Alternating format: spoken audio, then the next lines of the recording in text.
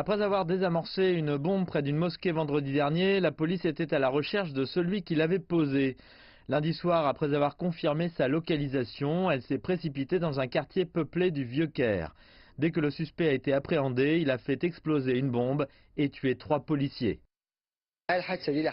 C'est une attaque assez mystérieuse. Cet individu ne semble pas appartenir à un groupe islamique violent connu en Égypte. Il ne fait pas partie du groupe EI. Peut-être faisait-il partie de groupes violents qui ont éclaté comme les Frères musulmans ou Al-Qaïda. Cependant, il n'y a pas beaucoup d'informations à ce sujet. Cela survient à un moment sensible puisque l'Égypte se dirige vers des amendements constitutionnels. Je pense que l'objectif de cette attaque est de créer des perturbations au cours de ce processus politique.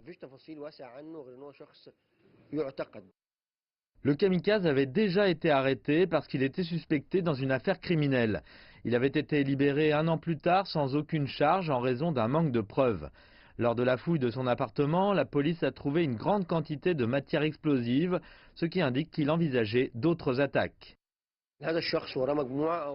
Cela pourrait être un groupe nouvellement créé. Cet attentat suicide a sans aucun doute le soutien d'autres militants. Ce groupe a certainement la capacité de créer et de faire exploser des bombes, de surveiller et d'espionner les policiers. C'est une possibilité. L'engin explosif a été créé pour causer un maximum de dégâts sur les personnes proches. Cela ne peut pas être l'œuvre d'un amateur. C'est la 3e attaque terroriste signalée en Égypte en moins d'une semaine.